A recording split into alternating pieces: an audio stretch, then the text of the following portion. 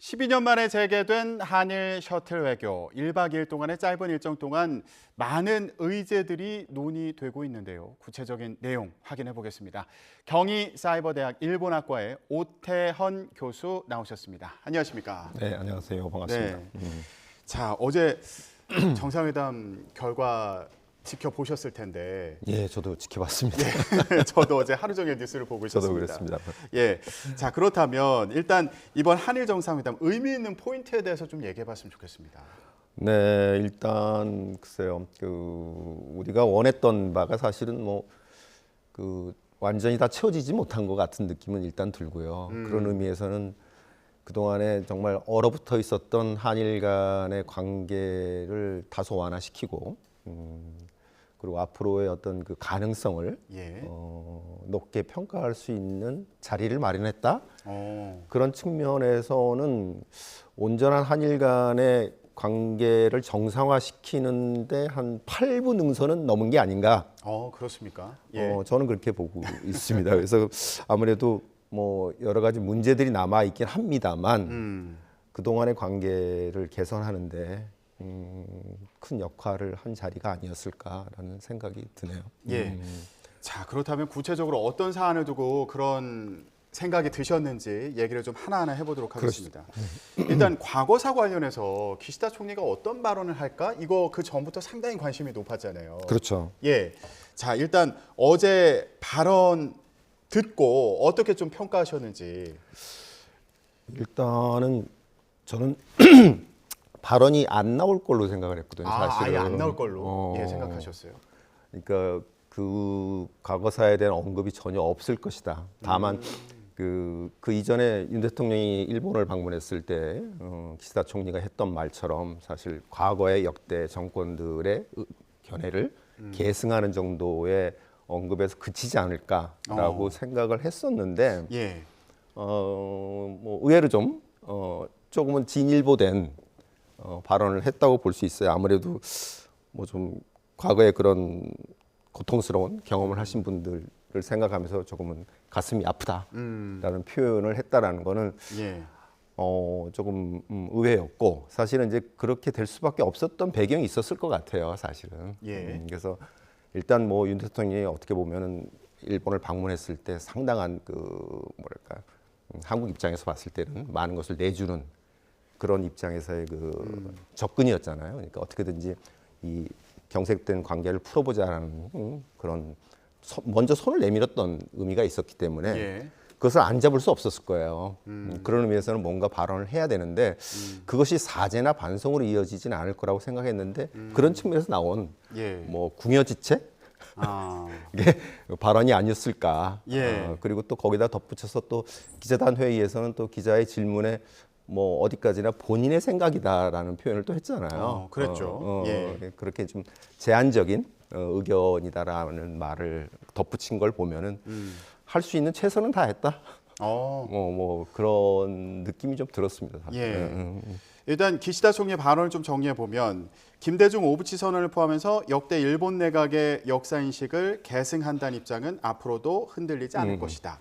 요건 이제 3월에 나왔던 발언과 같은 발언인 거죠. 그대로 토시 하나 안 틀리고 그대로 했던 것 같아요. 그거는 이제. 그런데 여기서 이제 평가를 해주신 부분이 이런 얘기를 한 거예요. 당시 어려운 환경 속에서 일하게 된 많은 분들이 고통스럽고 슬픈 경험을 하신 데 대해서 가슴 아프게 생각한다. 그런데 이건 이제 개인적인 입장이다. 이런 첨언이 있었습니다.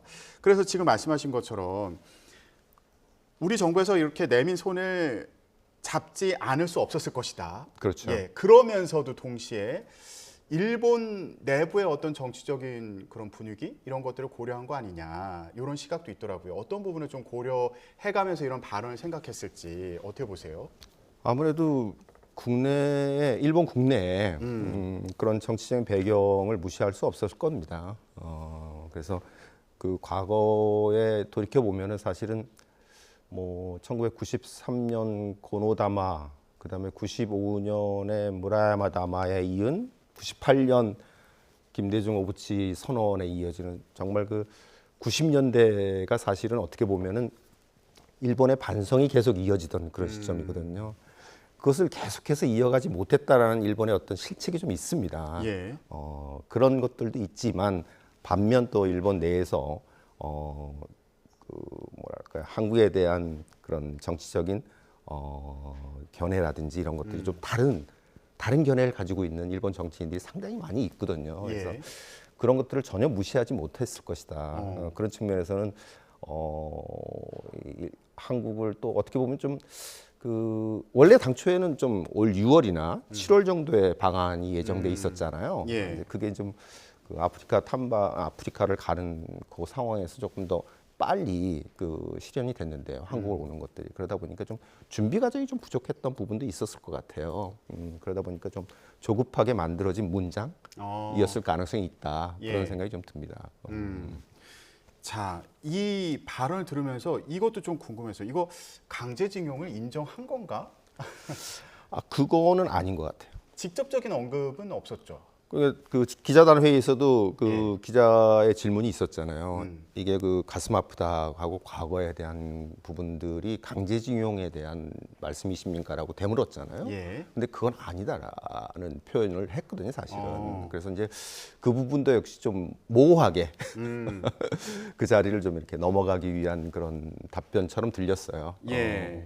저희 기자의 보도를 보더라도 이 강제징용과 관련해서 이제 직접적인 언급은 없었다는 부분을 이제 얘기를 하고 있는 건데, 네, 맞습니다. 예, 앞으로 이 부분과 관련해서 이제 또 논의나 아니면 입장에 어떤 변화가 있을지 이것도 지켜봐야겠고요. 네. 자, 이제 G7 정상 회의가 있지 않습니까? 네네. 예, 윤석열 대통령도 이제 이때 일본을 방문하는데 기시다 총리가 이제 윤 대통령과 함께 히로시마 평화기념공원 그리고 한국인 원폭 피해자 위령비를 방문하기로 했습니다. 이 부분은 어떻게 평가하세요? 어떤 의미가 있다고 보세요? 관점에 따라서는 긍정적인 부분도 있고 또 조금은 조심스러운 부분도 있는 것 같아요. 아무래도 한국인들의 원폭 피해자들의 위령비를 양국 정상이 가서 방문을 한다라는 큰 의미는 있지만 한편으로 잘못 보면 또 이게 일본이 자칫 피해자인 것을 우리가 같이 이렇게 좀 뭐랄까요, 동조하는 그런 인상에 줄 수도 있다. 관점에 따라서는. 네네네. 그래서 그건 좀 양면성을 가지고 있는 것 같아요. 과거에 일본이 핵 공격을 받은 게 이전에 있었던 그런 침략으로 인한 것인데 일본이 이제 핵 공격의 피해자다 이 부분만 부각하는데 우리가 같이 혹시라도 힘을 실어주는 거 아니냐. 혹시라도. 예, 그럼- 그런 우려의 목소리가 실제로 이제 나오고 있는 상황인 거죠. 예. 있을 것 같아요. 예. 있을 수도 있고. 그래서 이런 부분에 대해서 조금 조금 고민할 필요가 있다. 있다라는 겁니다. 그래서 뭐 긍정적인 부분과 예. 조금 우려가 되는 부분이 좀 동전의 양면이 있는 그런 예. 방문이 아닐까 그런 생각이 좀 예. 듭니다. 한국인 원폭 피해자들 같은 경우에는 이제 식민지배 피해자이면서 동시에 원폭 피해자인데 제대로 이제 고려되지 않았던 이런 부분에 대해서 지적하는 목소리가 있었는데 이 현장 이제 같이 방문한다는 부분에 있어서는 의미가 있다. 큰 의미가 있을 것 같습니다. 그것은 지금 말씀하신 그런 의미는 상당히 크게 고무적인 방문이다라고 볼 수도 있을 것 같아요. 예. 자, 그러면 윤 대통령 어제 발언에 대해서도 얘기를 해보겠습니다. 양국 과거사가 완전히 정리되지 않은 상태에서 한 발자국도 내디딜 수 없다는 인식에서는 벗어나야 한다. 이런 발언이 있었는데 교수님 이 부분 좀 어떻게 들으셨나요? 이건 뭐 윤 대통령의 신념이다 보니까 사실은 뭐 제가 이래저래 언급하기 어려운 부분도 있습니다만 예. 다만 이게 양국 과거사가 완전히 정리된다. 이게 저는 우리에게 일본은 참 어떻게 보면 참 특별한 외국이거든요. 그런 의미에서 보면은 사실은 온전한 과거사의 정리가 가능해질까? 그건 또 정의를 내려보자면 그게 무엇인가라는 것부터 생각을 해야 되거든요. 예. 사실 그거는 쉽지 않습니다. 사실 어렵잖아요. 뭐 여러 가지 문제들이 있고 그런 문제들이 단기간에 해소될 거라고 기대하는 사람도 없을 거고요. 그래서 예. 말씀하신 대로 이 윤 대통령의 완전히 정리된다. 저는 이제 완전이라는 말이 그거는 사실은 참 글쎄요 몇 년이 걸릴지 모르겠습니다만 참 힘든 일이다. 예. 그런 의미에서는 과거사가 어느 정도 정리가 되는 것과 한일 간의 미래를 향해서 나가는 것이 예. 같이 가야 맞는 게 아닌가 뭐 그런 정도로 해석이 가능하지 않을까 싶어요. 앞서서 기시다 총리 발언에 대해서 해석해 주셨던 것과도 이제 같은 맥락으로도 보이는데 맞습니다. 기시다 총리 같은 경우에 이제 반성이나 사과의 그런 표현이 없었고 그리고 이거 강제징용을 직접적으로 언급하지 않았다 이런 부분에 대해서 이제 아쉬움을 표하는 목소리가 있고 네. 지적하는 목소리가 있는데 또 동시에 미래를 위한 협력에 이제 한 걸음 더 나아갔다 이 부분에 대해서 이제 평가할 만하다 이런 그렇죠. 네, 말씀이신 맞습니다. 거죠. 알겠습니다. 자 이번 그 정상회담에서 또 관심을 끌었던 얘기 중에 하나가 바로 후쿠시마 오염수 방류 그래요. 관련된 거였거든요. 요것도 좀 얘기를 해보겠습니다. 한국 시찰단을 이 후쿠시마 오염수 방류 관련해서 현재 파견하기로 했는데 이게 앞서서 우리 정부에서 요구했던 거를 일본 측에서 수용한 것으로 보면 되겠습니까? 맥락은 그런 것 같습니다. 우리가 지속적으로 그것은 또 요구를 했었던 부분들이 있는 것 같아요. 예. 정부 간 협의에 의해서. 그래서 이제 그것을 일본이 받아들였는데 아마도 이게 뭐 핵심적인 문제는 보고 오는 것이 큰 의미는 없을 것 같아요. 그냥 현재 가서 둘러보고 오는 거라면 의미가 없다. 그렇죠. 이게 그 기술적으로 정말 문제가 없는 것인가라는 거. IAEA 보고서도 6월달에 나옵니다만, 예.